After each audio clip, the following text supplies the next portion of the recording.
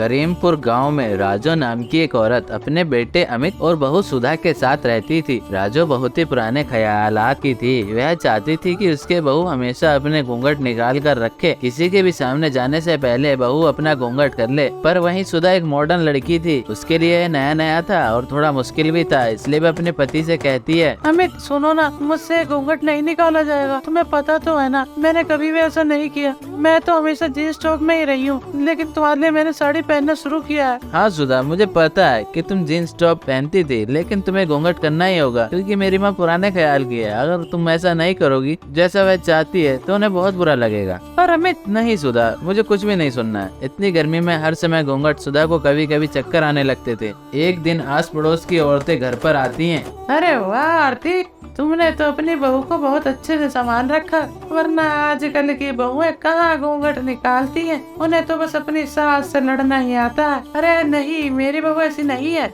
मैं जो भी कह दूं उसे मान जाती है। अरे आखिर मैं जो हूँ उसकी सास, ऐसे कैसे घूंघट नहीं निकालेगी। अरे हमारी प्रथा है, ये मैंने भी किया है। मैंने भी घूंघट निकाला है, अपनी जिंदगी बिताई है पूरी। मेरी बहू भी ऐसे ही अपनी पूरी जिंदगी गुजारेगी घूंघट में। सुधा यह सुन रही थी। उससे अब बहुत ही बुरा लगने लगा था। अब उससे और नहीं सहा जा रहा था, इसलिए सुधा अपनी सास और पड़ोसन को सबक सिखाने के लिए एक तरकीब बनाती है। थोड़ी देर बाद ही सुधा अपनी सास और निर्मला के लिए चाय बना के ले आती है। अरे बातें तो बहुत हो गई, अब मेरी बहू के हाथ की चाय भी पी कर देख, बहुत अच्छी बनाती है। बहू अपनी आंटी को चाय दो। जैसे ही वो चाय देती है, वो सारी चाय निर्मला के ऊपर गिरा देती है। अरे बहू, ये क्या कर दिया? अरे तूने तो सारी चाय मेरे ऊपर गिरा दी। अरे अंधी है क्या तेरी बहू? माफ कर दीजिए आंटी, तो वो घूंघट में दिखाई नहीं। रुकिए, मैं अभी पानी लेकर आती हूँ। जैसे ही सुधा पानी लाती है, वो फिर से निर्मला के ऊपर गिरा देती है और खुद भी गिर जाती है। माफ कर दीजिए, वो घूंघट में दिखाई नहीं। अरे तो बहू घूंघट हटा लेना। पर माँ जी ने कहा है ना, उनके रीति रिवाज है, मैं घूंघट कैसे हटा सकती हूँ? अरे बहू तो हटा ले घूंघट, मत कर तू घूंघट। समझ गई हूँ मैं, तुझसे घूंघट नहीं रखा जाएगा। आज से तू घूंघट मत करना हो, मुझे माफ कर दे। उसके बाद से सुधा बिना घूंघट के हंसी खुशी रहने लगती है। सोनपुर गांव के मुखिया कड़क सेठ अपने बेटे कालू से बहुत परेशान रहा करते थे। कालू कौआ अपने पिता के किसी भी काम में सहयोग नहीं करता था। वो दिन भर अपने दोस्तों के साथ यहाँ वहाँ घूमता रहता था और खाली समय पर सिर्फ सोता था। गांव का मुखिया होने के कारण कड़क सेठ को हमेशा यही परेशानी रहती थी कि किसी दिन गांव पर अगर कोई मुसीबत आ गई तो उनका बेटा जिम्मेदारी कैसे संभालेगा। एक दिन कड़क सेठ को बहुत गुस्सा आ जाता है और वो कालू कौवे को डांटते हुए कहते हैं, कालू तू कब तक इसी तरह आवारागर्दी करता रहेगा? तेरे उम्र के कौवे दूसरे शहर जाकर बड़ी बड़ी नौकरी कर रहे हैं, या फिर वो लड़के अपने पिताजी के साथ गांव की पंचायत पर बैठते हैं। मैं तुझे बोल बोल कर थक गया हूँ, लेकिन तू मेरी कोई बात नहीं मानता है। तू सुधरने का नाम ही नहीं लेता है। अब मैंने फैसला किया है कि तू गांव में तभी आएगा जब तू कोई काम करेगा। कड़क की पत्नी कहती है, अरे जी ऐसा गुस्सा क्यों कर रहे हो बच्चे पर? ये आखिर जाएगा कहाँ? तभी कालू कहता है, अरे मम्मी तुम चिंता मत करो, मैं तो अभी बबलू के घर जा रहा हूँ पतंग उड़ाने के लिए। उसके पिताजी फिर गुस्सा करते हैं, तो किसी के घर नहीं जाएगा। मैंने जो कह दिया वो कह दिया। अब तू कल सुबह काम की तलाश में जाएगा और तभी लौटेगा जब तेरे पास कोई काम होगा। कालू को जिम्मेदार बनाने के लिए उसके पिता ने उसको घर से बाहर निकाल दिया और काम की तलाश में लगा दिया। वैसे तो कालू का मन काम की तलाश में बिल्कुल नहीं लग रहा था। वो एक जंगल के कोने में पहुंचा। कालू उड़ते उड़ते एक जगह पहुंचा और देखा कि वहां पर एक साधु महाराज तपस्या कर रहे हैं। उनके पास से एक नाग निकला। कालू ने देखा कि वो नाग उन साधु बाबा को डसने वाला ही है।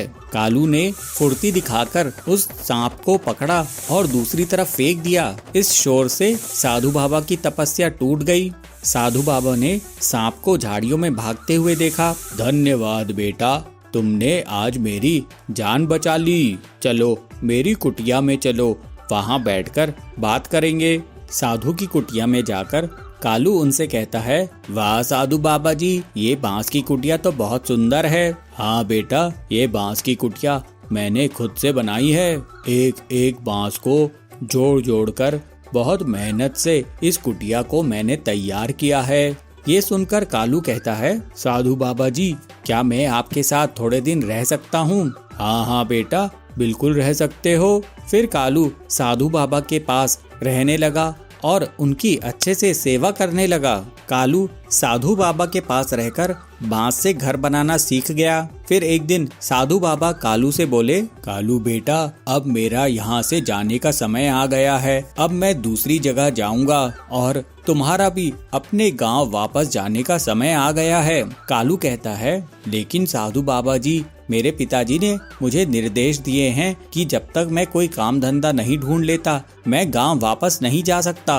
काम तो तुमने सीख लिया कालू, बांस के घर बनाने का। ये भी बहुत मेहनत का काम है। अब तुम अपने गांव जाओ और वहां पर बांस के घर बनाने शुरू कर दो। यही काम तुम शुरू कर दो, एक दिन ये बांस के घर तुम्हारे बहुत काम आएंगे।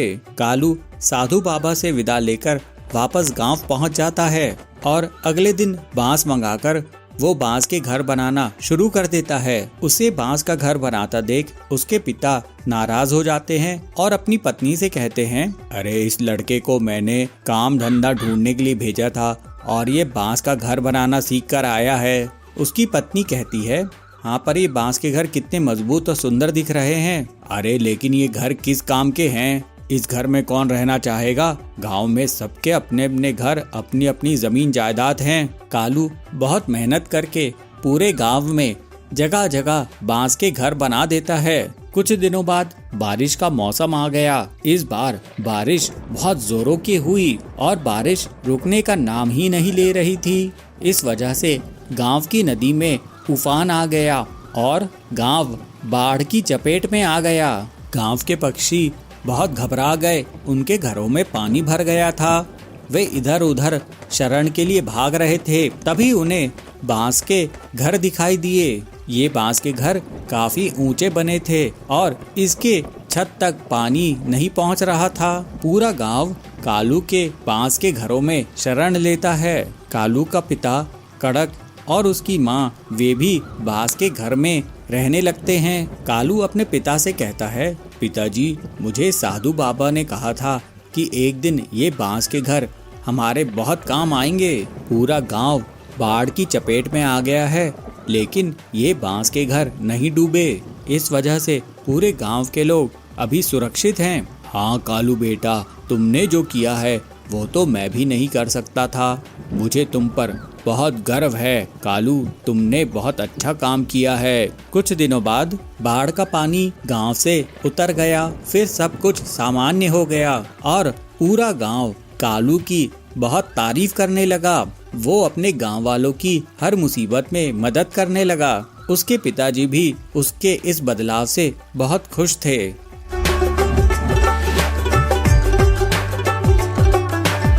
टुनी की शादी हो चुकी है और वो अपने सास ससुर और पति के साथ रहती है। टुनी देखने में बिल्कुल भी खूबसूरत नहीं थी। उसका रंग डार्क था यानी डस्की, और अपने रंग को निखारने के लिए वो तरह तरह के केमिकल फेस वॉश और तरह तरह की क्रीमें अपने चेहरे पर लगाती थी। उसे जो कोई भी ये बता देता कि इस क्रीम या इस फेस वॉश को लगाने से उसका चेहरा सुंदर और गोरा हो सकता है तो वो बस वही लगाने लग जाती। ऐसे ही एक दिन वो YouTube पर गोरा होने के लिए कुछ नुस्खे देख रही थी और तभी उसे एक वीडियो दिखाई देती है जिसमें बताते हैं कि कुछ विटामिन के कैप्सूल्स और मुल्तानी मिट्टी और दही नींबू मिलाकर चेहरे पर लगाने से चेहरे का रंग एकदम साफ हो जाता है। ये देख टूनी मन ही मन सोचती है, अरे वाह, ये नुस्खा तो सच में कमाल का है। इसको इस्तेमाल करने से ये लड़की तो सच में बहुत गोरी हो गई है। तो फिर अब मैं क्यों देरी करूं, मैं भी ये सामान लेकर आती हूँ और अपने चेहरे पर लगाती हूँ। फिर देखना मैं कैसे एकदम सुंदर हो जाऊंगी। टूनी तुरंत अपना पर्स उठाती है और उसे लेकर बाजार के लिए निकल जाती है और बाजार से वो सभी सामान ले आती है जो वीडियो में उसने देखा था और उसे घर पर लाकर अपने चेहरे पर लगाने लगती है।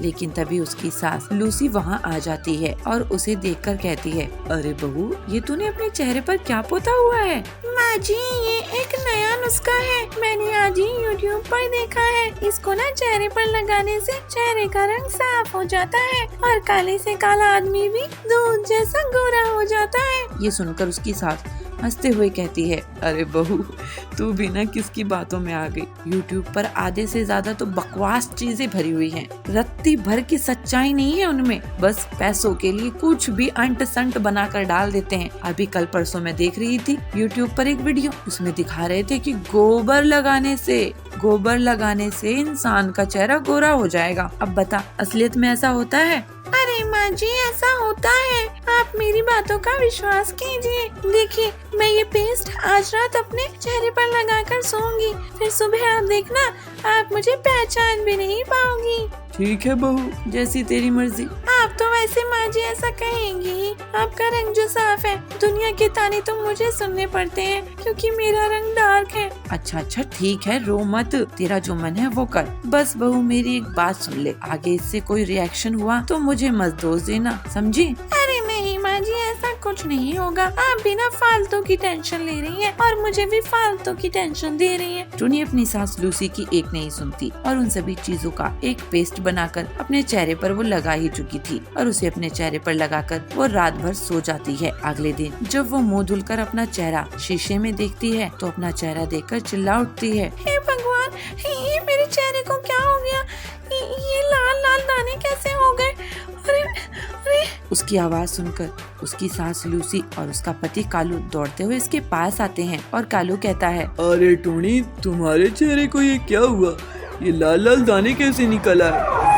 टूनी कुछ नहीं कहती, उल्टा रोने लग जाती है। तब उसकी सास कहती है, मुझे पता है बेटे, ये सब कैसे हुआ है। मैंने तो कल ही बहू को मना किया था, पर ये किसी की सुनती कहाँ है। इसे तो सुंदर त्वचा चाहिए थी। लो भाई, मिल गई सुंदर त्वचा।